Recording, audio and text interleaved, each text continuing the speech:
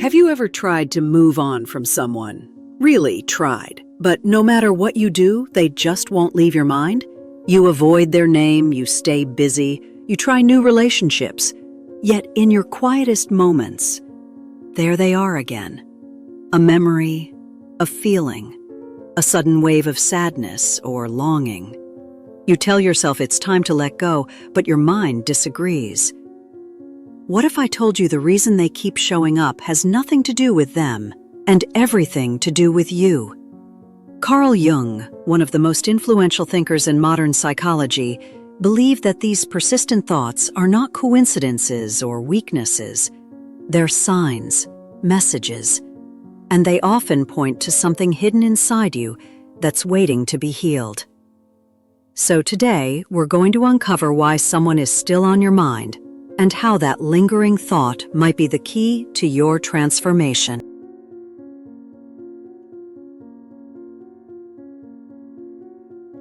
Jung famously said, "Until you make the unconscious conscious, it will direct your life and you will call it fate." This idea reveals a profound truth. The people who consume your thoughts long after they're gone didn't just leave an emotional mark, they triggered something in your unconscious that still needs to be understood. When someone keeps resurfacing in your awareness, it's not simply nostalgia or longing. More often than not, they've become a mirror, a reflection of a part of you that's been forgotten, repressed, or disowned. Maybe they represented confidence you wish you had, or emotional freedom you crave, or love you never gave yourself. They're not just a person from your past, they're a symbol of something inside you that you haven't yet faced. Your psyche, especially your unconscious, is not random. It holds every joy, fear, wound, and desire you've ever experienced. If something remains unresolved, your mind will gently, or sometimes loudly, call your attention back to it. That's why thinking about them feels so involuntary. We often believe that forgetting is the same as healing, but Jung teaches us that true healing comes not from forgetting, but from understanding. This person, their presence in your life, their emotional impact, they're all part of a larger story unfolding within you. So, when your thoughts turn to them yet again, ask, what do they represent in me that I haven't looked at yet? Because the more you understand what they mirror, the less power they have over you, and the more power you reclaim for yourself.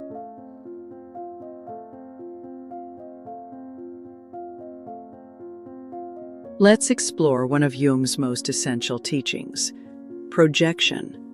Projection happens when we unconsciously assign qualities, emotions, or unmet needs from within ourselves onto someone else. We see not the person as they are, but as we need them to be. Think of someone you can't forget. You might believe they were the one, your soulmate, or the only person who truly understood you. But what if the depth of your connection had less to do with who they were and more to do with what they awakened in you? Maybe they activated your desire to be seen, or a part of you that wanted to feel safe, validated, or chosen. Maybe they made you feel alive in a way you'd never known, and your mind mistook that feeling for destiny. Jung warned us, what we don't own within ourselves, we project onto others. So, someone who appears to be our missing piece might actually just reflect something we've disowned within. This is why some people leave a deeper mark than others. Not because they're more important, but because they touch parts of us that are still unresolved. Some people reflect back to us our dreams, our fears, our shame, or even our shadow. And projection is not always positive. Sometimes the people who hurt us the most also stay in our minds the longest. Why? Because pain, especially pain that touches a deep wound, gets burned into the psyche. It becomes a puzzle your mind wants to solve. You replay conversations, you analyze what went wrong. But what you're really doing is trying to understand yourself through them. Until you withdraw that projection, Until you see clearly what they symbolized, you'll stay caught in the loop. The freedom comes when you say, "This was never about them. This was about me trying to heal through someone else." And now, it's time to take that healing back into your own hands.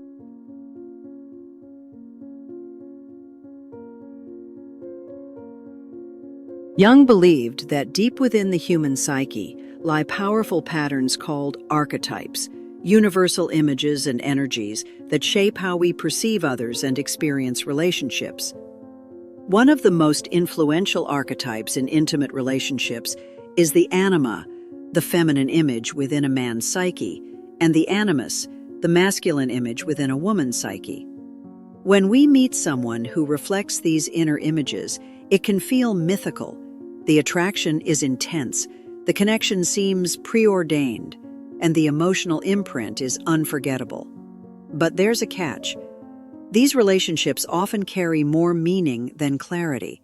We may feel we know this person deeply, even if we barely understand them. What we really know is the energy they activate inside us. They become symbols of desire, safety, freedom, or acceptance. And because archetypes are so deeply rooted, it's hard to let go. These people don't just stir up feelings, they awaken stories we didn't even know we were telling ourselves. Now add the shadow self to the mix. The shadow is everything you reject or ignore within yourself, your insecurities, your power, your shame, your deepest desires. When someone touches your shadow, either by embodying what you fear or what you long for, their presence becomes unforgettable. Ever felt triggered by someone's behavior? Or magnetized by someone's confidence, charm, or mystery? Chances are, they were showing you a part of your shadow you haven't fully integrated. The obsession you feel, the looping thoughts, are not because they are your destiny. It's because they activated an inner world you haven't yet made peace with. Jung said, "Everything that irritates us about others can lead us to an understanding of ourselves." And the same is true for what enchants us. The person who won't leave your mind is showing you something, maybe a quality you've denied, a wound you've suppressed, or a version of yourself that you're ready to finally meet. Let this realization empower you. You're not haunted, you're being invited.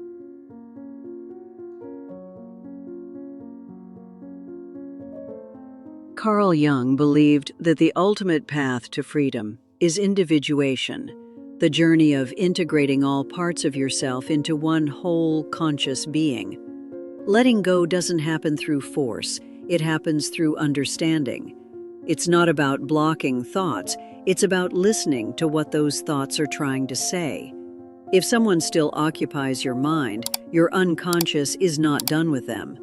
Not because they're the one, but because there's something in you that still wants to be reclaimed.